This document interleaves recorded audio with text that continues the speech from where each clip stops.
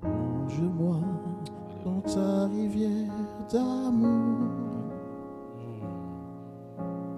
Plonge mon esprit dans les profondeurs de ta joie. Inonde le désir de mon âme par la douce pluie du ciel. Mon âme est rafraîchie quand ton onction m'envahit. Je suis restauré, guéri quand ton onction m'envahit. Mon âme est rafraîchie quand ton onction m'envahit. Je suis restauré, guéri quand ton onction m'envahit. Plonge-moi dans ta rivière. Plonge-moi dans ta rivière d'amour. Si tu as besoin de l'amour de Dieu, plonge mon esprit dans les profondeurs. Si tu as besoin de la grâce de Dieu, si tu as besoin de l'onction de Dieu, demande sincèrement, avec douceur, avec amour, approche-toi du trône. Pas besoin de crier, de sauter, mais juste s'agenouiller devant son trône. Juste se dire, Seigneur, envahis-moi de ton onction, de ta présence. Pas besoin de faire toutes sortes de rites, de rituels ou autres. Juste, Père, envahis-moi de ton. Juste, Seigneur, ouvrions-nous, Seigneur, tu as les paroles de la vie. Ouvrions-nous, Seigneur, tu as, ça s'appelle la vie entre tes mains. Tu as fait la vie. Tu m'as donné le souffle. Tu m'as donné, Seigneur Père, oh Dieu, la famille que j'ai. Tu m'as donné la vie que j'ai. Deux fois l'ennemi veut me montrer autre chose, mais toi tu es présent.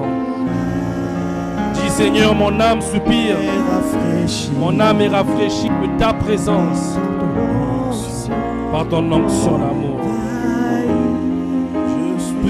Prie ton Dieu. Cherche sa face.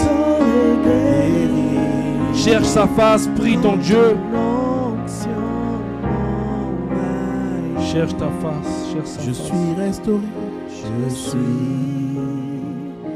restauré, guéri. Alléluia. Quand ton onction m'envahit. Je suis restauré, Si tu as besoin de restauration dans ta vie, juste demande, Seigneur, restaure-moi. Restaure-moi, Seigneur. Amen. Amen. J'avais ce chant à cœur quand je pensais à ce message.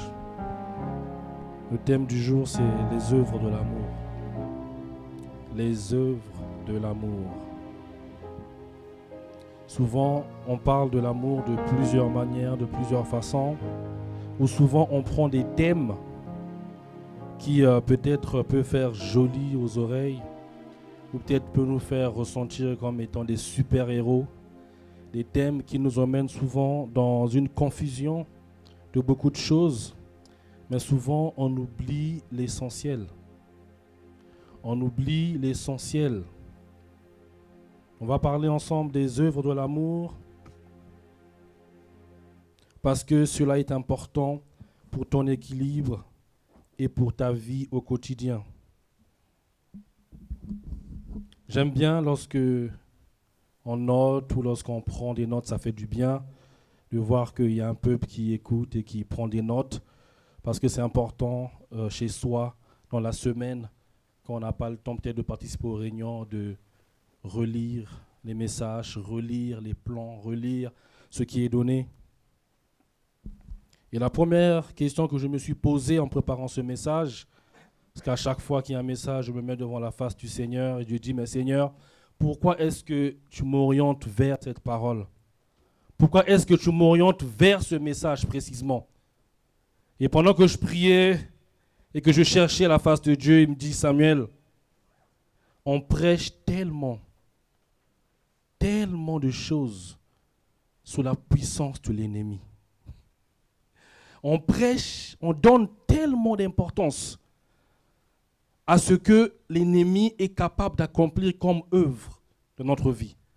On donne tellement de force à ce que l'ennemi peut nous faire.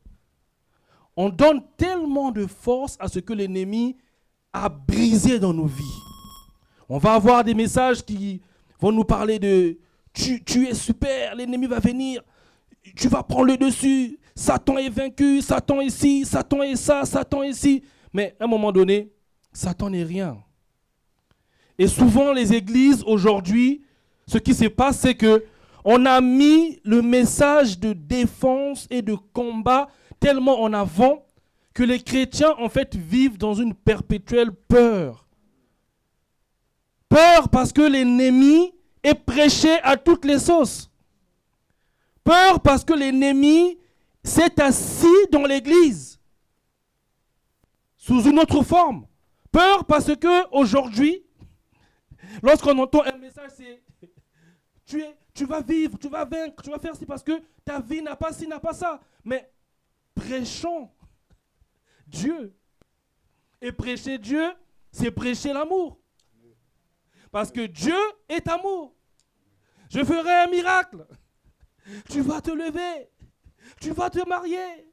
Tu vas avoir ceci. Tu auras une belle voiture. Tu auras une belle maison. Tu verras ceci, tu verras cela. Mais où est la relation avec Dieu là-dedans? Où est ta marche vers le salut? Dans la belle voiture miraculeuse que tu cherches, dans ce miracle que tu aimerais voir, où est la volonté de Dieu?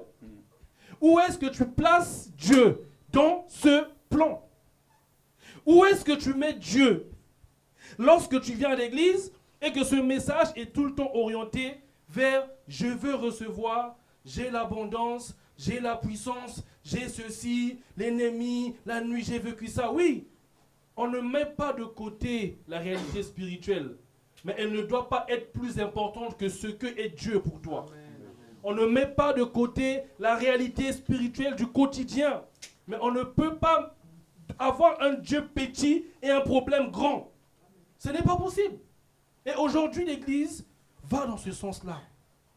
Aujourd'hui, l'Église est dans cette situation.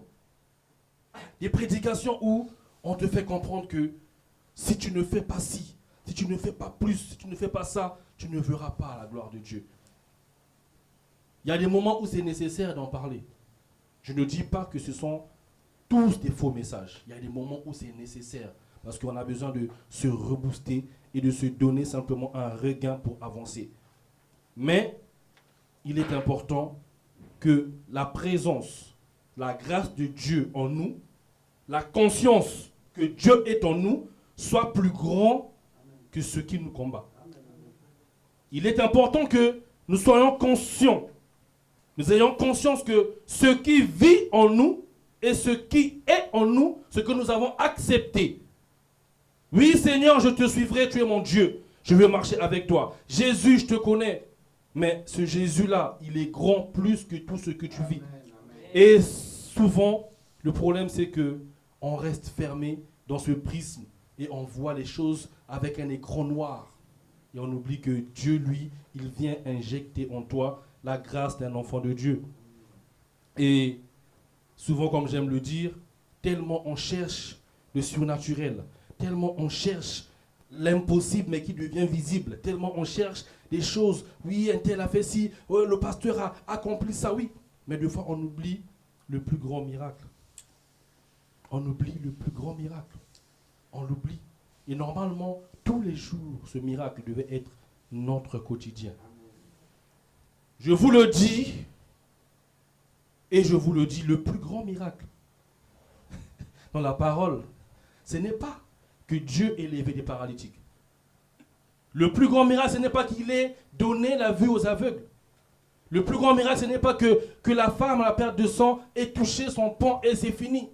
Ce n'est pas qu'il ait marché sous les eaux. Ce n'est pas qu'il ait changé l'eau en vin. Ce n'est pas qu'il ait fait des miracles, les poissons, le pain multiplié. Le plus grand miracle, c'est Jean 3,16. Parce que sans ce miracle, tout le reste n'existerait pas. Sans le miracle de il a donné son Fils unique, afin que quiconque croit en lui, pour que nous ne puissions point périr, mais que nous ayons la vie éternelle. C'est ça le miracle. Amen. Tout le reste, c'est l'effet de l'amour de Dieu accompli sur terre. Amen.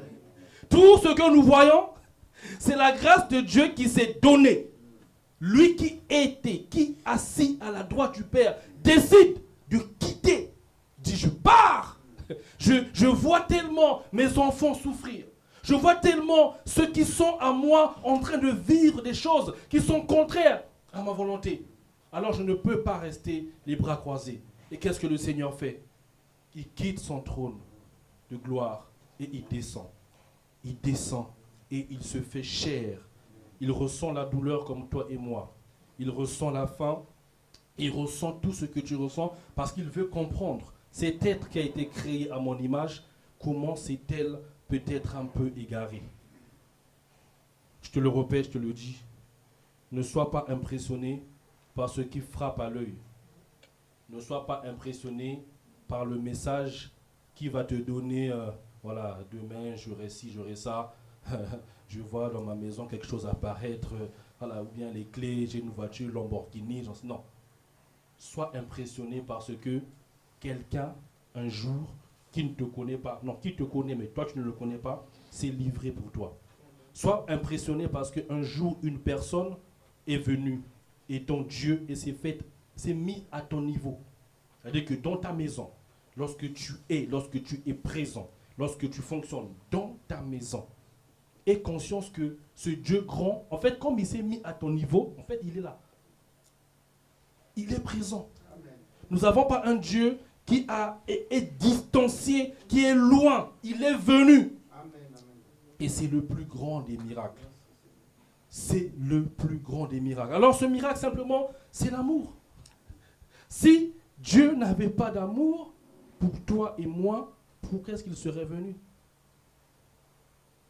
Si Dieu n'avait pas d'amour pour nous qui sommes ses enfants, pourquoi est-ce qu'il serait venu nous libérer? Ou encore nous montrer le chemin. S'il y en a qui connaissent et qui ont la vérité, mais qui ont du mal encore à emboîter le pas. Qui savent que Christ est vivant et qu'il est mort pour moi, mais ça reste une histoire. Ou ça reste peut-être une manière de penser. Ça reste peut-être une idéologie qui est donnée. Mais il y en a peut-être qui vivent dans ce raisonnement et qui se posent des questions, se disent, oui, je suis à l'église, mais au final, en fait, je suis chrétien, mais ça s'arrête là. Je vais te dire, ce matin, prends conscience. Prends conscience que, avant que tu ne cherches un miracle, avant que tu ne cherches des solutions, avant que tu ne cries à Dieu, il avait déjà accompli un grand miracle pour toi, qui était de mourir à la croix, qui était de venir pour te libérer. Et il a dit, demeure simplement dans la grâce, demeure dans la présence de Dieu, et au moment voulu, au temps opportun, tu resteras dans la gloire du Père. Et je vais rappeler simplement, ne soyons pas animés par tout vent de pensée, de doctrine, soyons concentrés. Concentrés vers sa grâce, concentrés à le servir, concentrés à mieux le connaître, concentrés à aller dans la profondeur de ce qu'il est. Pour étayer les propos par rapport à l'amour, on va juste élargir un peu le raisonnement sur l'amour, parce qu'on parle de l'amour, mais il faut qu'on puisse comprendre quel est cet amour et comment est-ce qu'elle se définit.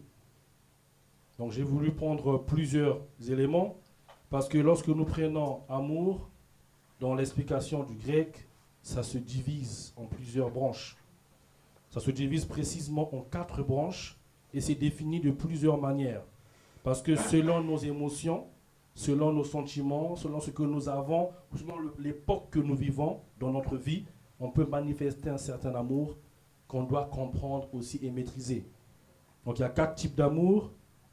Je vais les citer: l'amour Eros, l'amour Storge, l'amour Philia ou Philéo, et le dernier, l'amour Agapé. Je reprends: l'amour Eros, l'amour Storge, l'amour Philia ou Philéo, et l'amour Agapé. Voilà pourquoi j'aime bien rappeler, prenez le temps de noter et préparez-vous pour noter, parce que on n'est pas là juste pour proclamer, mais il y a aussi de l'enseignement à prendre et à tirer pour nos vies. Alors l'amour Storge, c'est quoi? C'est simplement l'affection familiale. C'est l'amour filial ou fraternel. Donc l'amour Storge, c'est l'affection familiale. C'est l'amour filial ou l'amour fraternel. Donc cet amour, en fait, qui nous unit par un lien de famille. C'est l'amour Storge. On a le deuxième, du coup, l'amour Eros, qui est simplement l'amour physique, le plaisir corporel ou le désir. Et cet amour, souvent, lorsque on ne sait pas, ou lorsque on ne sait pas le placer dans un contexte, il nous emmène des fois très très loin de la présence de Dieu. Parce que c'est le seul amour, lorsqu'il est mélangé avec le spirituel ou avec notre besoin primaire, en fait, on s'éloigne de Dieu, parce que le corps et l'esprit se dissocient de sa grâce et on peut se retrouver, voilà. Mais cet amour est agréable dans un cadre défini. Le mariage ou autre. L'amour philéo, l'amour philia, c'est simplement l'amitié. C'est l'amour bienveillant, la relation d'estime mutuelle. C'est-à-dire qu'on s'estime ensemble. En fait, pour résumer, c'est le respect mutuel. Et le dernier, que nous allons après décortiquer, c'est l'amour agapé ou agapéo. C'est l'amour désintéressé. Le grec va plus loin, c'est un amour aussi divin. Et il va encore plus loin, il dit, c'est un amour universel. C'est un don de soi inconditionnel. Je reprends l'amour agapé. C'est un amour désintéressé. C'est-à-dire qu'en fait, nous sommes dans la grâce, dans la présence de Dieu, mais je ne calcule pas. Je fais les choses parce que l'amour de Dieu est en moi. Je fais et j'agis parce que, en fait, cet amour m'a tellement envahi, a tellement pris forme en moi que je ne pense pas ou je n'estime pas du mal de celui qui est en face. Ou je ne veux pas aller voir les choses peut-être contraires ou des choses mauvaises pour mon prochain. C'est un amour en fait désintéressé. Je suis connecté à Dieu et je comprends que Dieu est avec moi. Si Dieu est amour, alors ma démarche doit être amour. Tout le reste, pour moi en fait, je regarde, mais avec un regard de Dieu. Et on dit c'est aussi un amour divin. Et oui, parce que je t'assure que si l'amour agapéo est vraiment présente dans ta vie, je t'assure que si tu marches partout où tu seras, peu importe la situation, peu importe l'endroit, devant ton patron, devant tes collègues, devant des situations de la vie, si l'amour agapé est totalement infusé en toi, ils vont le ressentir. Ils vont le ressentir.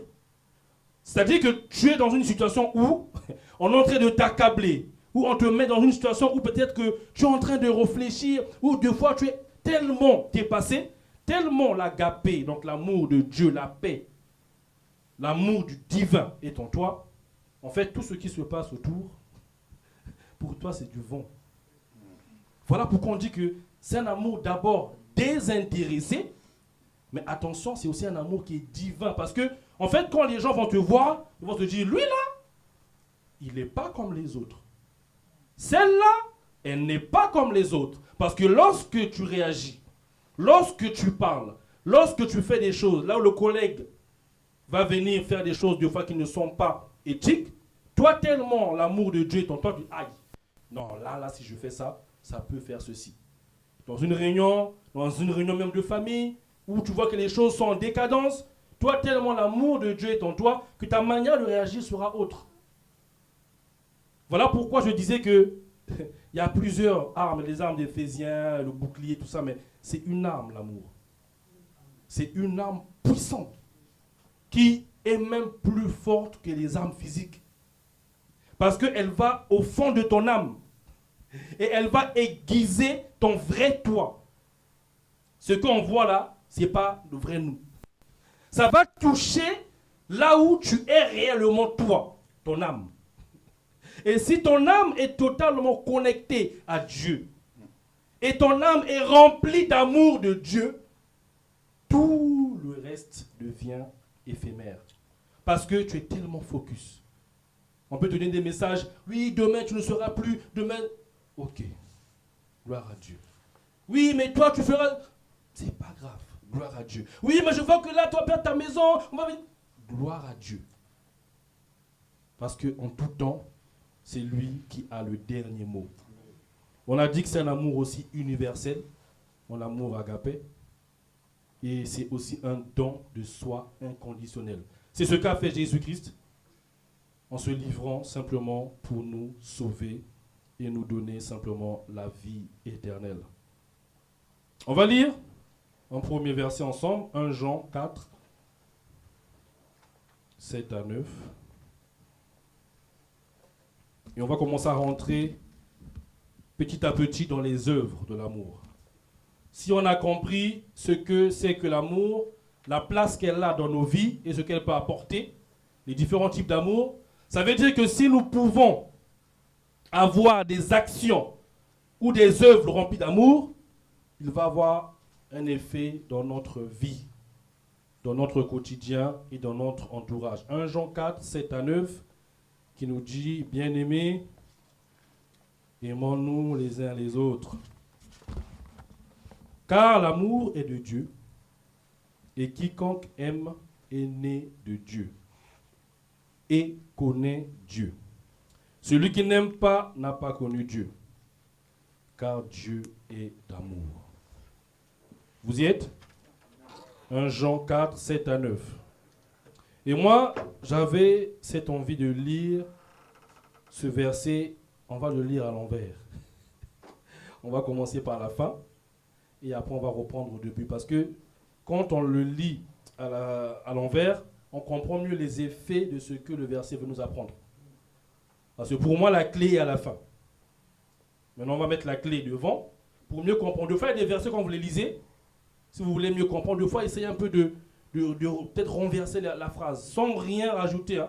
Juste deux fois renverser la phrase, je commence par là, je finis par là. Et deux fois, on comprend différemment. C'est comme lorsqu'on prépare des messages, on aime bien comparer. On va prendre telle Bible, telle Bible, telle Bible. Le même verset, on le lit dans 4 versions pour mieux comprendre quel est le message qui est donné. Et là, si on commence par la fin, ça commence par quoi? Car Dieu est amour. Et là, du coup, on reprend le verset. Car Dieu est amour. Bien-aimés, aimons-nous les uns les autres. Maintenant, si je mets une condition. Si Dieu est amour, virgule. Si Dieu est amour, virgule. Bien-aimés, aimons-nous les uns. Est-ce que vous comprenez un peu là où je vous emmène? Si Dieu est amour, on inverse, hein? Alors, bien-aimés, aimons-nous les uns les autres. Mais si on s'aime les uns les autres, ça veut dire que nous avons quoi? L'amour de Dieu. Voilà, le verset, hein? Le verset, bon, je ne sais pas si on peut l'afficher. Et on précise bien, quiconque aime est né de Dieu et connaît Dieu. Celui qui n'aime pas ne connaît pas Dieu. Donc en gros, lorsque l'un des disciples vient à Christ et lui demande, Seigneur, nous avons vu des miracles, nous avons vu des choses, nous avons reçu des enseignements, nous avons compris des choses, mais Seigneur, quel est le plus grand commandement? Seigneur, qu'est-ce que nous devons garder de précieux? Seigneur, qu'est-ce que nous devons inscrire? En gros, il voulait savoir, en fait, tu es Dieu, oui, mais qu'est-ce que nous, on doit garder comme message, comme commandement. Qu'est-ce qu'on doit comprendre? Qu'est-ce qu'on doit mettre devant et qu'est-ce qu'on doit faire au quotidien? Qu'est-ce qui doit rythmer nos vies? Et Christ répond, il dit simplement, aime ton prochain comme toi-même. Car là est le plus grand des commandements. Tu aimeras ton prochain comme toi-même. Dieu ne vient pas dire que non, parce que Dieu, il n'y aura qu'un seul Dieu devant ta face. Non, il ne vient pas dire tel commandement. Non, il dit, tu aimeras ton prochain comme toi-même. Qu'est-ce que Christ vient faire? Il vient recentrer dans tout ce qui se passe. Parce qu'à l'époque, il y avait beaucoup de choses. Il y avait des doctrines, les pharisiens, il y avait des controverses. Ils faisaient des miracles, ils prêchaient devant les foules. C'était vraiment des choses qui étaient, on va dire, en mouvement. Mais à un moment donné, le Seigneur vient recentrer et nous rappelle, au-delà de tout ce que tu sais, de tout ce que tu as vu, tout ce que tu vis, tout ce que tu combats, le plus important, c'est que dans ton cœur doit demeurer l'amour. Précise bien que l'amour, c'est celle qui surpasse aussi toute intelligence. Ça, c'est l'apôtre après qui vient le préciser. Alors, on va prendre ce deuxième point. Si on a compris ce que c'est que l'amour, où est-ce qu'on doit placer l'amour, quels sont les effets de l'amour, maintenant on va comprendre les résultats des œuvres de l'amour dans nos vies. On va prendre Galates 6, le verset 2. Toujours dans ce contexte. Il y a beaucoup de versets sur l'amour. Il y en a, je crois, une quarantaine sur l'amour. Mais j'ai fait exprès de sélectionner ces versets-là par rapport au message précis. Galates 6, le verset 2 qui nous dit « Portez les fardeaux les uns des autres, et vous accomplirez ainsi la loi de Christ. » Portez les fardeaux les uns des autres, et vous accomplirez ainsi la loi de Christ. Là, ici, on vient nous rappeler simplement que, une fois de plus, au-delà de tout, nous devons nous soutenir, nous devons nous entraider, nous devons faire en sorte que notre vie soit en connivence les uns les autres pour que nous puissions avancer. Et là, il précise bien que, parce que c'est là la loi de Christ. J'ai dit au début du message, il y a plusieurs controverses, il y a des messages qui vont dans tous les sens, il y a des messages qui, des fois même, nous-mêmes, des fois, on se dit, ah, mais quand est-ce que moi j'aurai ma part? Mais ta part, tu l'as déjà. Ta part, tu l'as déjà. Et la part que tu as, c'est l'amour de Dieu manifesté pour toi. Et là, l'apôtre précise que c'est là, ainsi, qui est la loi de Christ. La loi de Christ, c'est d'abord de nous aimer, d'aimer ce que Dieu a accompli aussi pour nous, d'être concentré sur son message et de pouvoir avancer selon son plan. Et dans Jean 13, 34 à 35, il reprécise « Je vous donne un commandement nouveau, aimez-vous les uns les autres comme je vous ai aimé. Vous aussi aimez-vous les uns les autres, c'est à cela que tous reconnaîtront que vous êtes mes disciples. » Si vous avez de l'amour les uns pour les autres, vous pourrez lire simplement la suite tranquillement à la maison. C'était Jean 13, 34 à 35. Alors l'amour de Dieu est un fondement solide, même contre des doctrines qui de fois ne sont pas totalement centrées vers lui. Tu vas arriver quelque part, dans une situation précise, l'amour de Dieu peut être pour toi une boussole. Parce que lorsque tu vas écouter, analyser, comprendre ce qui t'est donné, si dans tout ce message, tu ne retrouves pas la paix, l'amour et la justice de Dieu, alors ça sera pour toi un point d'alerte. Si tu te retrouves dans des situations où il y a besoin peut-être de prendre une décision, une orientation, et que tu vois que dans la manière de faire, la manière de dire, tu ne trouves pas l'amour, la paix, la justice de Dieu, c'est une boussole.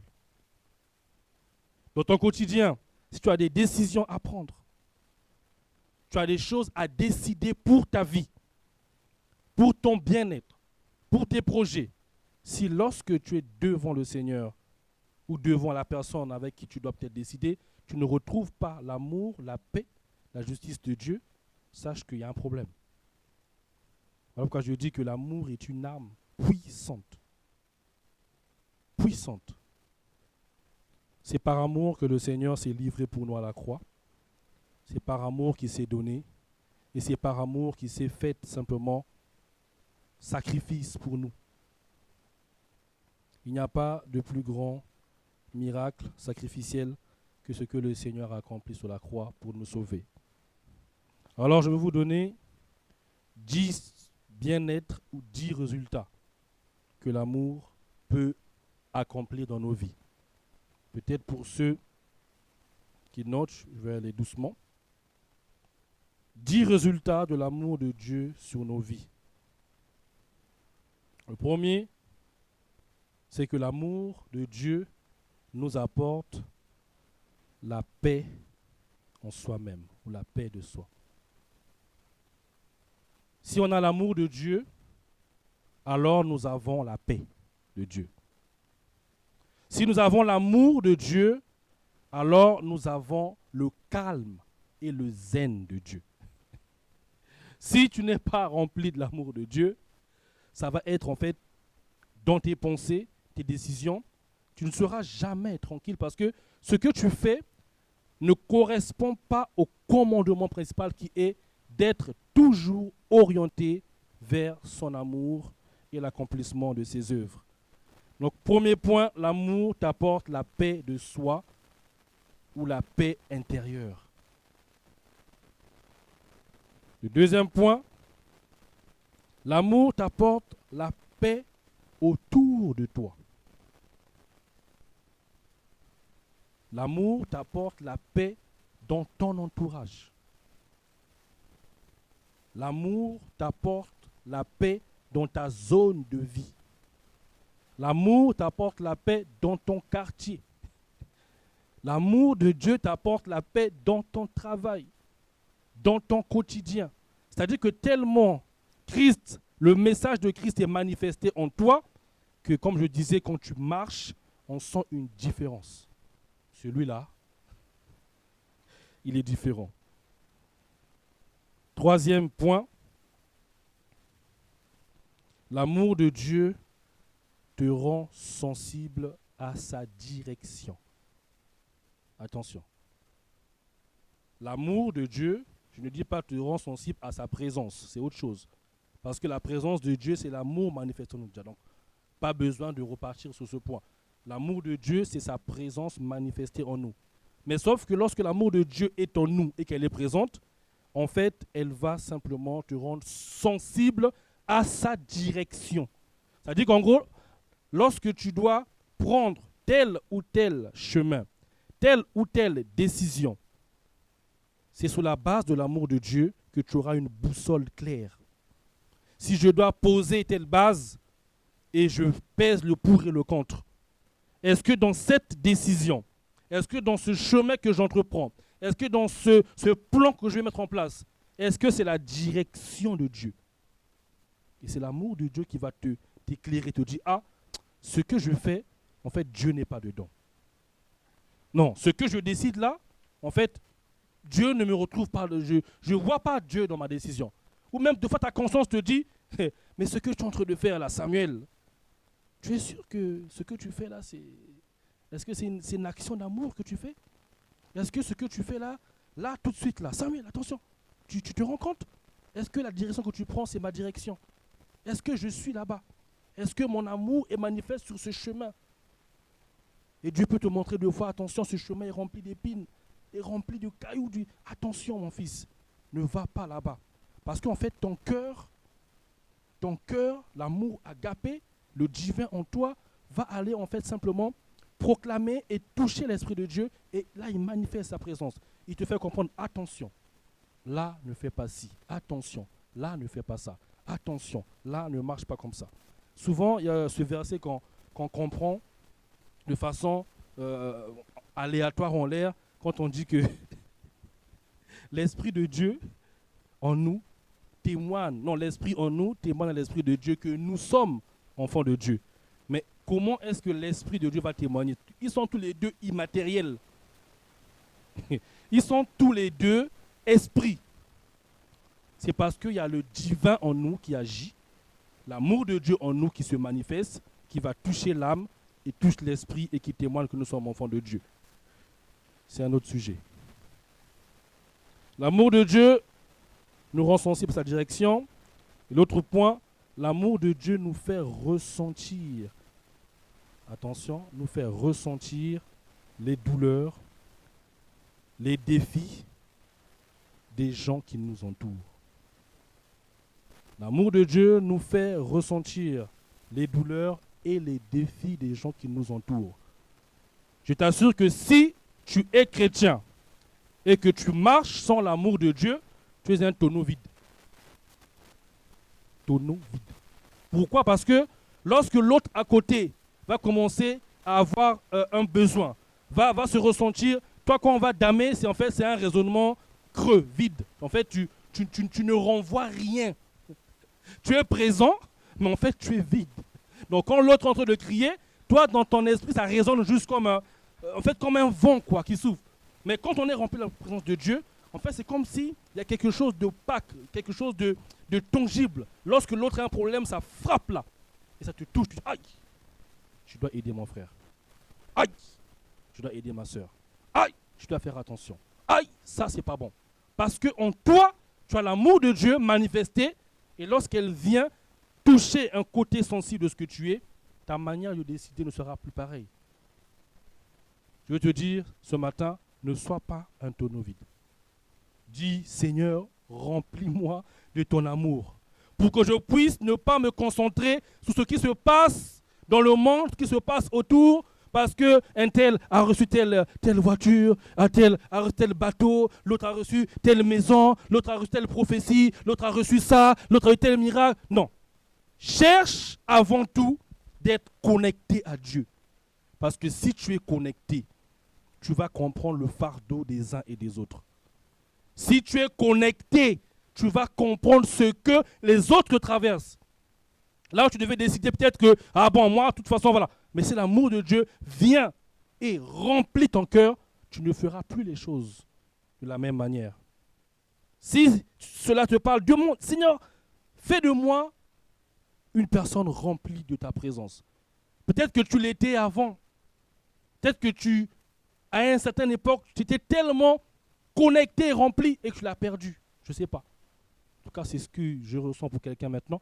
Peut-être qu'à un moment donné, tu avais tellement cet amour, la grâce de Dieu manifestée en toi, mais que tu t'es peut-être éloigné. Pourquoi? Parce que les choses de la vie t'ont touché. Les choses du monde t'ont tellement fracassé. Des situations qui t'ont tellement mis à terre. Des choses qui t'ont tellement rendu, je ne sais pas moi, désorienté. Et que tu as oublié l'essentiel. C'est de marcher selon son amour.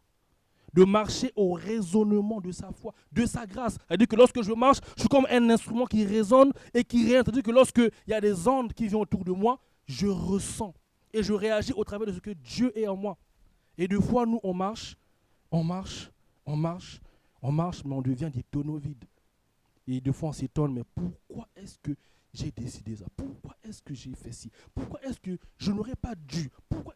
Et parce que, en fait, dans notre être intérieur, en fait, on croit être rempli, mais en fait, on est vide. On est vide de l'amour de Dieu. Et pour ce point, je veux préciser, l'amour de Dieu se cultive. Tous les jours, ça se cultive. L'amour de Dieu, ça se travaille. L'amour de Dieu, c'est quelque chose qu'on chérit. Du lundi au dimanche, tu peux faire un petit bilan. Est-ce que j'ai manifesté l'amour de Dieu cette semaine envers mes enfants, envers mon épouse, envers ma famille, envers mon entourage, envers mon église, envers mon ami, envers mes collègues, envers mon voisin? Est-ce que du lundi au vendredi, il n'y a pas eu un moment où on est des humains, on n'est pas des surhommes? Non, il y a des moments où des fois on peut lâcher prise. C'est normal. On n'est pas des robots, on n'est pas des personnes qui n'ont pas un cœur. On est avant tout humain. Donc il va arriver un moment où, en fait, tu vas te détacher. C'est ta nature humaine, en fait. Tu te détaches de l'amour de Dieu. Tu ne fais pas exprès. En fait, tu es humain, le sentiment humain prend le dessus. Ce n'est pas de ta faute. Attention, le but du message, ce n'est pas de dire que non, que soyons parfaits, super-héros, remplis d'amour, avec une cape, allez, c'est bon, on va y aller, nous on est capable de faire. Non. Le but, c'est d'avoir juste un positionnement et se recentrer. Et deux fois, lorsque on fait ce petit bilan, sur 7 jours, ce que je conseille, parce que sur 1 mois, ça fait long, si 7 jours, tu n'as pas fait un bilan, tu n'as pas prié, il y a un problème. Sur 7 jours, ah oui, mais mercredi dernier, le collègue, là, pourquoi je lui ai parlé comme ça? Qu'est-ce qui m'a pris? En fait, l'amour de Dieu dans ma vie est en train de s'effriter. Et là, qu'est-ce que je fais? Je t'agenouille. Seigneur, redonne-moi encore plus d'amour. Viens fortifie. Viens me donner. Mais attends, mais pourquoi lundi dernier? Mais attends, c'est quoi cette histoire? Qu'est-ce qui m'a pris d'aller dans cette orientation-là? J'aurais pu rester dans une situation où je baigne dans l'amour de Dieu et je te regarde. Tu m'accables, tu m'attaques, tu m'envoies des flèches comme Jésus. Seigneur, que ta volonté s'accomplisse. On n'est pas Jésus, attention. Ce que lui, il a subi, nous, on ne pourra pas le supporter. Mais à notre niveau, on est capable de supporter. Il faut bien faire la nuance. Ce que Jésus a eu comme plaie, tu n'auras jamais ça. Dieu, c'est Dieu. Nous sommes humains. Mais à ton niveau, tu as des combats qui sont semblables à ce que tu vis. Mais comment est-ce que tu te positionnes? Est-ce que l'amour agapé, l'amour agapéo est constamment présent dans ta vie? Je répète et je réitère. Le but, ce n'est pas de dire que tout le temps, tu es un super-héros. Non, nous ne sommes pas des super-héros, nous sommes des enfants de Dieu. On n'est pas des surhommes, nous sommes des enfants de Dieu. On n'est pas des gens, non. Nous sommes enfants de Dieu. Il n'y a pas, comme j'avais dit, des grands super serviteurs. À la fin, on sera tous jugés. Super grand pasteur, tu as 10 000 fidèles. À la fin, tu seras devant le maître comme toi et moi. Le fidèle à qui tu as imposé les mains, vous serez jugés pareil. Il n'y aura pas de différence parce que moi, j'ai fait ci, j'ai fait tellement de... Non! Parce qu'à la fin, dans tous les temps que tu passes, tu reviendras toujours enfant de Dieu. Tu peux monter où tu veux. Tu peux agir comme tu veux. Tu peux déraciner même des affaires. À la fin, tu seras enfant de Dieu. Parce que c'est ta nature. Parce que devant le maître, nul n'est plus grand. Devant le maître, il dit bien, moi je ne fais pas de différence dans mon troupeau. Je connais tous mes enfants. Je connais mes brebis. Ma volonté est que même le dernier même de la maison, qu'il puisse entrer dans ma demeure. Il ne dit pas que non, vous les disciples, vous marchez avec moi, donc vous aurez une place. Qui prend la première place à la fin? C'est le brigand. On n'attendait même pas. On ne l'attendait même pas, le frère. Après avoir fait tout ce qu'il a fait, les disciples ont fait des miracles. Ils ont bâti des œuvres, des cellules qui ont bouleversé tout le Moyen-Orient. Ils ont parlé au nom du Dieu Tout-Puissant. Ils ont manifesté l'amour. Ils ont révélé ce Dieu grand. Ils ont montré la voie à des multitudes.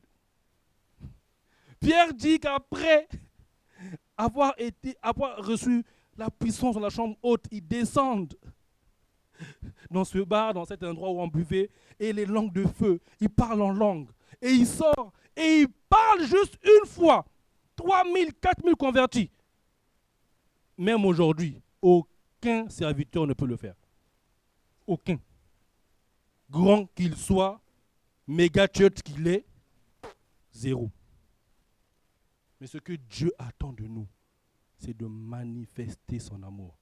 Je vous ai déjà dit que c'est des types de messages, même dans certains lieux, pour ne pas dire église, on ne veut pas prêcher.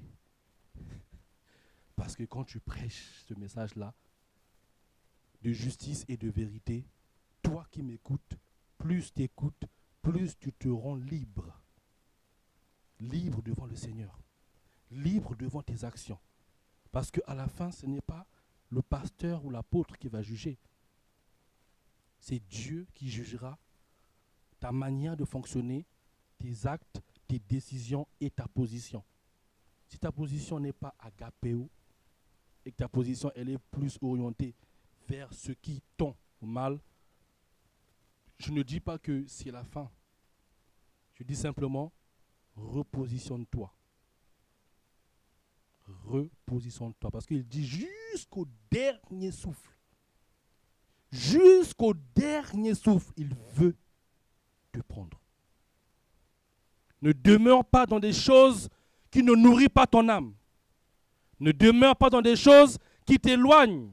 Et je répète, si dans cette salle tu es et que tu es conscient que il fut un temps, tu étais connecté.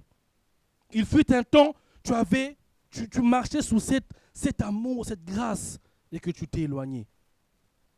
Dis Seigneur, pendant ce temps-là, maintenant, viens me parler. Viens faire un miracle dans ma vie. Si pendant des périodes de ta vie, tu revois l'enfant de Dieu, tu revois la stature de Dieu en toi, et qu'aujourd'hui, tu es loin de cet amour, loin de le manifester, dis Seigneur, je veux revenir aux pieds, à tes pieds, Seigneur. Tu as les paroles de la vie. Où irai-je, Seigneur? Et si tu n'as jamais connu cet amour, tu n'as jamais manifesté cet amour, tu n'as jamais ressenti cet amour agapé, l'amour sacrificiel, l'amour où tu ne penses plus à toi, mais tu penses à l'œuvre et à ceux qui t'entourent. Tu ne penses plus à toi, mais tu penses peut-être à la vie que Dieu t'a donnée. Tu te sacrifies. Des fois, tu te fais tellement petit juste pour en sauver un. Demande au Seigneur, Seigneur, je veux connaître cet amour. Seigneur, je veux connaître cet amour. Seigneur, je veux connaître cet amour. Cet amour qui me rend inébranlable. Oui, des fois, on est dans ce raisonnement. Ouais, on va prier 6 heures, 5 heures du temps, parler, on va crier en langue. Oui, moi, si je prie en langue, très bien même. Parle en langue, très bien même. Oui, on va prophétiser. Je vais te rendre inébranlable. Non, frère, être inébranlable, ce n'est pas se montrer fort. Être inébranlable, c'est de manifester la présence de Dieu. Et attention, quand on est inébranlable, question, qui combat pour nous? Est-ce que nous combattons? Quand on est inébranlable, on reste concentré. Quand on est inébranlable, qu'est-ce qui se passe? Est-ce que c'est nous qui combattons ou c'est Dieu qui combat? Bon, pourquoi maintenant on va vouloir être inébranlable comme les super-héros? Pourquoi on va avoir l'image de inébranlable c'est-à-dire que moi j'ai tellement prié 8 heures du temps. C'est-à-dire que moi j'ai jeûné 40 jours. J'ai tellement vu la souffrance de me sacrifier. Pendant 21 jours, j'ai prié sans manger. Oh, je suis inébranlable. C'est vain. Tu peux faire ça, tu n'as pas d'amour. Je ne sais pas si vous regardez, mais il fait la grève de la faim, le pauvre. Non, vous rigolez, c'est une vérité. Recentrons-nous à ce qui est Dieu. Qui est Dieu? Qui est Dieu pour nous? Si Dieu te demande de prier 5 heures et qu'il te le demande clairement, fais-le. Mais ne le fais pas pour montrer que tu es inébranlable. Il n'y a que lui qui est inébranlable. Parce que c'est le seul qui vit éternellement. Toi, ton souffle, il va s'arrêter et il décidera ce qu'il fera après. Est-ce que tu étais un bon serviteur ou un mauvais serviteur et il va choisir. Si l'amour de Dieu était en toi, il demeure en toi, alors bon et fidèle serviteur entre dans la demeure du Père. Si l'amour de Dieu ne demeure pas en toi, ah ben mon ami, je suis désolé, mais tu n'as pas compris le message. Le message, ce n'est pas de chercher les biens, ce n'est pas de pouvoir aller écouter des messages où je vais être riche, où je vais être prospère. Oui, Dieu a dit qu'on sera prospère, mais prospère en gardant son message, en gardant son appel, en gardant son amour, en gardant son amour. Je peux avoir une Tesla, mais être rempli de l'amour de Dieu. Au contraire, Dieu me la donnera, parce que quand je vais la voir, je ne veux pas en faire usage de faux.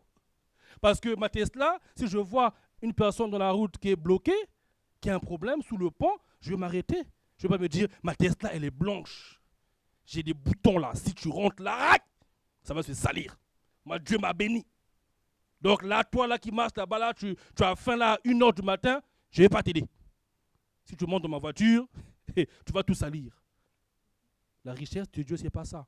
Lorsqu'il donne et qu'il sait que ce que tu vas en faire, il donne en abondance. Attention, je ne dis pas que la richesse ou la grâce de Dieu en termes de finances est mauvaise. Non, mais il faut l'avoir et savoir quoi en faire. Il y a des personnes qui ont tellement reçu de Dieu, ils vivent dans l'ombre, des millionnaires, des milliardaires. Aux États-Unis, on le voit. Moi, j'étais surpris, pasteur, une fois à Paris, l'église du mouvement ADD pentecôtiste, et il y a un pasteur qui était venu, un missionnaire. Et il vient, il est normal, hein, il s'assied. C'est les églises européennes, on est là, le tonton qui vient des États-Unis, ça parle anglais, bon, nous deux fois on comprend pas, on écoute juste de loin. Et à la fin, je demande au responsable du conseil, je lui dis, mais attends, mais c'est qui ce monsieur? Ah non, c'est un missionnaire. Mais c'est un missionnaire c'est quoi en fait? En fait, ce monsieur-là fait partie d'un groupe d'hommes de Dieu qui ont tellement reçu, qui ont tellement de richesses, qu'ils ont créé en fait une coopérative. Et quand ton église, ton assemblée va mal, ou quand tu as des situations très compliquées, des millions d'euros on parle là, eux leur travail c'est quoi? Ils viennent, ils observent, est-ce que ton message que tu prêches, il est vraiment christocentrique? Tu n'es pas en train d'endoctriner les gens, tu n'es pas en train de faire des choses pour t'enrichir. Ils observent, ils viennent, et quand le dernier, le monsieur qu'on a vu qui vient là, lui c'est lui qui décide à la fin et qui fait un rapport. Ils peuvent te débloquer des 400 000, des 1 million d'euros, comme ça. Ça vient des États-Unis, en dollars. On vire. Pourquoi? Ah, ils veulent construire une église. Mais il ne le fait pas pour montrer que nous... En fait, on ne les connaît même pas. C'est-à-dire que ce monsieur-là, il est arrivé... En plus, il est arrivé, je crois... je ne sais pas si c'était en Bolt ou en vélo, je ne sais pas quoi. Tranquille! Non, mais on en rigole. Mais moi, qu'est-ce que j'ai vu en ce monsieur? Je dis, mais c'est pas possible. Comment est-ce qu'on peut être rempli d'autant d'amour pour le Seigneur? Se faire aussi petit alors qu'on a beaucoup. Laisse Dieu croître et moi me faire petit. Laisse Dieu être grand et moi me faire gamin. Il est là. À la fin, il prend ses cacahuètes. Hein. Ça va? Vous allez bien? Ça va, oui. Ah, c'est vous? Ah, pasteur Samuel. Ah, vous allez bien? Ah, le message était bien. Oh, le frère, il est capable de faire un chèque d'1 million d'euros. Il est là. Mais nous, des fois, quand Dieu nous bénit, tellement on n'a pas d'amour, tellement on n'a pas compris pourquoi Dieu m'a béni, tellement on n'a pas compris le message du sacrifice, le message de l'abandon de soi. Ah, moi je vais aller à Dubaï. Comme je disais, ma Tesla. Le SDF, il ne va pas monter dedans. Mais je n'ai pas compris le message. Et aujourd'hui, on nous prêche ce message à l'envers. On nous fait miroiter de recevoir, de ne pas donner. De recevoir, ou même de donner, s'appauvrir, mais ne pas construire l'âme. Et ça, c'est un fléau. L'autre point, c'était l'amour nous rend prêt à être un sacrifice pour notre prochain. Et j'ai parlé de Jésus-Christ, qui est le sacrifice ultime. Et on va les 3 derniers points, il faut bien les noter, toujours dans les 10 points que j'ai dit. Hein. Donc l'autre point, c'était l'amour nous permet d'être un sacrifice.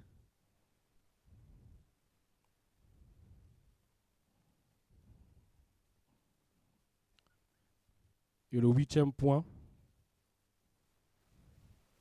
qui peut-être ne va pas faire l'unanimité, l'amour nous aide à porter la vision.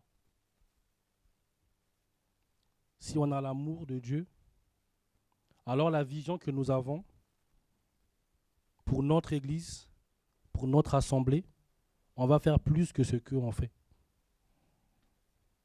Si on a l'amour de Dieu, on ne va pas s'arrêter au minimum qu'on fait, strict minimum. Si on a l'amour de Dieu, on ne va pas s'arrêter à juste faire ce qu'il faut. Mais l'amour de Dieu va nous animer à porter l'œuvre. L'amour de Dieu va nous animer à atteindre des objectifs. L'amour de Dieu va nous animer à aider l'homme de Dieu. Va nous animer à aider le couple pastoral. Va nous animer à aider le conseil de l'Église. Va nous animer à voir peut-être ce frère qui tous les dimanches, c'est toujours lui qui a la technique, tellement j'ai envie. Frère, montre-moi comment on fait. C'est le zèle et l'amour. Montre-moi comment tu fais la projet. Je veux comprendre. L'amour de Dieu te permet de voir les choses différemment. C'est toujours une personne qui gère le son, le piano, mais j'ai envie de servir. Apprends-moi à jouer. Je veux jouer. Parce que je veux apporter, je veux aider. Je ne veux pas être spectateur. L'amour de Dieu te permet en fait de te repositionner dans l'église. En fait, tu te repositionnes, tu te recentres. Parce que tu ne regardes plus aux œuvres qui se font, mais tu regardes à l'amour de Dieu qui est en toi. J'ai tellement reçu, qu'est-ce en fait que j'ai à donner? Et souvent, on voit des églises où le message de prospérité est donné. On voit l'église toujours prospérer. Et des églises où des messages de qualité sont donnés, mais l'église ne décolle pas. Pourquoi? Parce que nous qui sommes dans cette église, où le message est de qualité, en fait, on s'arrête à observer et à prendre. On prend. On dit que tellement on est bien, la nourriture est bonne, on la prend. Mais derrière, on n'est pas capable de porter la vision. Jésus aurait pu venir en tant que Dieu et accomplir sa mission seul. Il est Dieu. Pourquoi il a besoin des apôtres? J'en ai pas besoin, moi. Attends, je descends du ciel, né de façon miraculeuse. L'ange a préparé mon chemin. J'ai reçu de Dieu. Mais pourquoi est-ce que j'aurais besoin d'apôtres, moi? Non, je suis Jésus. Non, Jésus-Christ. Je vais marcher. Si les gens m'approchent, je vais créer une bulle. Quand tu viens, tu sens, il y a une puissance, tu ne t'approches même pas. Maintenant, quand je dis oui, un entre. Tu veux quoi? Pendant que je te parle et autour de toi, je suis Dieu, non? Et souvent, c'est ce que dans l'Église, nous faisons. L'amour de Dieu est en nous, mais l'amour n'est pas en action. Et on voit du coup 5, 6, 7 ans, notre œuvre, parce que ce n'est pas l'œuvre de l'homme de Dieu, notre œuvre, être toujours à haut niveau. L'amour de Dieu va te pousser dans l'immeuble où tu es à te dire, ah là où nous on est, il y a encore des places vides. Je vois le voisin là, il va pas à l'église. Lui là, des fois il traîne dans le quartier, il joue au foot. Est-ce que tu connais qui est Jésus? Tu sais qui est Dieu? Tu le connais? Ah non. Ah bon? Mais tu sais, et tu commences à parler. En fait, tu présentes l'amour de Dieu au monde. Et quand tu le fais, qu'est-ce qui se passe derrière? Ah mais en fait, toi tellement l'amour agapé en toi, des fois tu me prêtes le sel, des fois quand c'est chaud chez moi, tu viens m'aider. En fait, tu pries où? Ah non, nous on est dans telle église et tout, viens. Je soutiens l'œuvre. Soutenir l'œuvre, c'est accomplir notre propre mission d'abord. Ce n'est pas accomplir la mission de quelqu'un ou d'une œuvre. Lorsqu'il dit « Allez dans toutes les nations, faites des disciples, baptisez-les au nom du Père ». Quand il dit « Allez », donc « Allez », il n'y avait pas que les 12. Pourquoi il n'a pas choisi un moment précis, il n'y avait que les 12? Ou à la table, la dernière scène, il aurait pu dire ça là. Maintenant, vous mes disciples, vous avez reçu, maintenant allez. Il le fait lorsqu'il y a plus de milliers de personnes. Et les disciples deviennent en fait tellement petits, il y a une foule qui est là. Il dit, allez! Parce que souvent la Bible, ça c'est la théologie. Souvent la Bible, nous quand on lit, allez, faites des nations les disciples. Mais en fait, quand tu comprends certains mots grecs, en fait, tu comprends en fait que c'est un cri. En fait, il ne parle pas. Allez! C'est un cri. C'est un ordre. Et devant nous, quand on lit la Bible, on se dit, allez, faites de toutes les nations les disciples, les baptisants au nom du Père. Non. Quand tu vas lire le sens, parce que dans le grec, il y a des mots avec des aprimes, tout ça, donc qui veut donner une intensité. Et quand il dit aller, en fait, il envoie.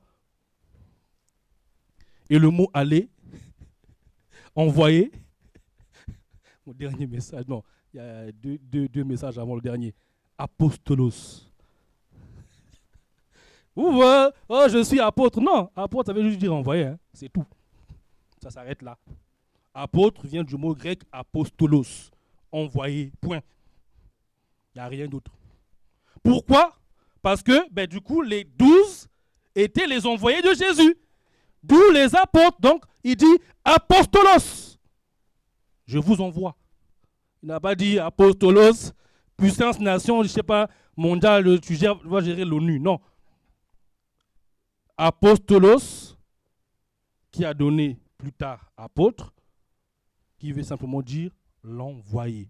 Après, on peut décliner avec le mot bâti, bâtisseur, mais ça vient après les œuvres qui ont été données, avec le temps, le grec est décliné, on vient comprendre autre chose. Mais le mot que Jésus lui-même a dit, quand il dit allez, donc je vous envoie, il crie apostolos. Donc vous tous là, partez. Pourquoi je le dis? Parce que nous tous, nous sommes concernés. Pas que les apôtres. Et voilà pourquoi j'ai dit que l'amour de Dieu te permet du coup de soutenir l'œuvre différemment. Parce que tu comprends que tu n'es pas un simple chrétien, mais tu es un apostolos. Tu es un apôtre de la parole de Dieu. Et oui, ça choque, mais oui, tu es un apôtre. Tu es un envoyé. Donc si on prend en français, tu es un envoyé de Dieu, donc tu es un apostolos aussi. Le point 9, l'amour nous aide à mieux comprendre la vision. À mieux comprendre la vision. Si on a l'amour, la vision, on va la comprendre. Et le dernier point, ça du coup, ça sort un peu du contexte.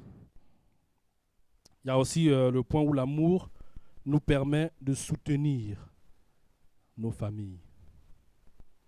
L'amour nous permet de nous soutenir et de soutenir nos familles. Sans l'amour, tu ne peux pas soutenir la famille, tu ne peux pas soutenir ta famille, tu ne peux pas soutenir tes projets. Ce n'est pas possible. Parce qu'il n'y a que l'amour qui engendre les bienfaits. Tu ne peux pas être dans le mal et engendrer le bien, c'est impossible. C'est antinomique, ce n'est pas possible. Il n'y a que l'amour qui engendre l'amour. Et l'amour engendre des actes d'amour. L'amour engendre des actions d'amour. L'amour engendre un regard d'amour. L'amour engendre des décisions d'amour. L'amour engendre des projets d'amour, des projets de paix, de joie, de vie. Ce n'est pas le mauvais cœur qui va engendrer des bons projets, impossible. Ce n'est pas ton côté impartial où tu vois les choses de loin et tu es calculateur qui va engendrer des projets. C'est parce que tu es désintéressé que quelque chose d'autre est engendré. Et le dernier point pour finir, l'amour nous remplit de charité. Je veux juste donner un clin d'œil sur un verset. Peut-être que le prochain message, tu pourras approfondir sur la charité. Mais je veux juste ouvrir une grande parenthèse. Cette parenthèse qui nous permet de comprendre que l'amour, elle se manifeste. L'amour nous donne la charité. En fait, la charité, c'est simplement venir donner ce que ou le peu qu'on a, le consacrer à autrui, à autre. C'est ça. En fait, c'est de l'amour, mais autrement. C'est-à-dire qu'en fait, c'est de la charité. Donc, le peu que j'ai, le tout petit que j'ai reçu, en fait, par charité, je le consacre à autrui, à autre. Donc, peu importe la personne. C'est ça, en fait. Et il y a un verset sur lequel on va finir, Colossiens 3, 14, qui m'a interpellé. Moi, je faisais mes recherches sur l'amour, et la Bible Strong, et mes recherches me ramènent là. J'ai dit, mais pourquoi est-ce que ce verset?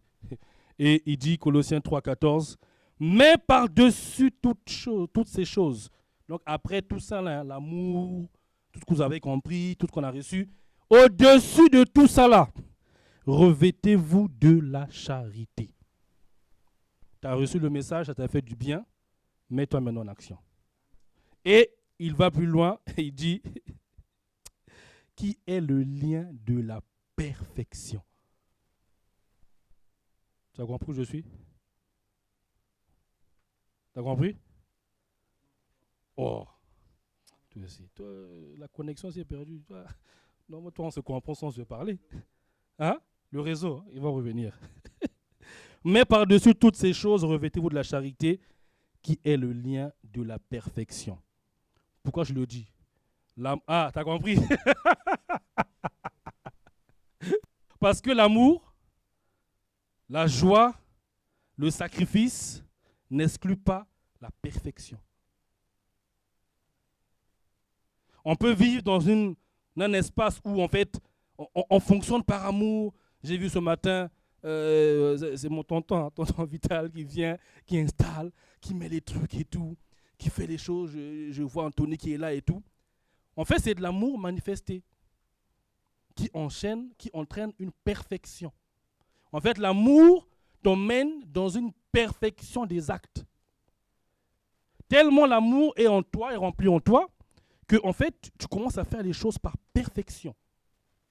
Pas perfection pour montrer, pour plaire, non.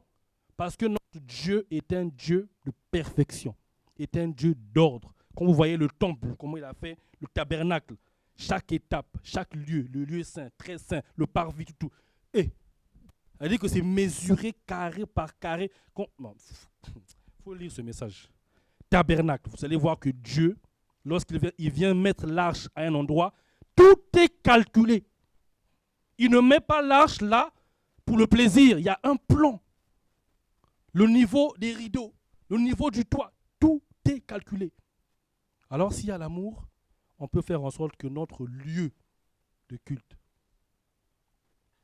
notre espace de vie, notre espace de travail, notre espace de communion avec Dieu soit un lieu de perfection. Perfection dans la prière, perfection dans la parole, perfection dans les œuvres. Et on revient au principal, les œuvres de l'amour, qui sont simplement la perfection de toute chose. C'est-à-dire que là où je sens que je dois faire quelque chose, je le fais. Je vois un SDF je le fais. Dans ma maison, quelqu'un souffre, j'agis. Je vois que dans ma famille, il y a ça, j'agis. Dans mon entourage, un ami a des problèmes comme ça, j'agis. Je vois que mon fils, ma fille, c'est compliqué, j'agis. Je vois que là, je ne comprends plus, j'agis. Je vois que là, lorsque au travail, c'est compliqué, j'agis. Mon patron m'emmène vers des choses qui ne sont pas trucs, j'agis.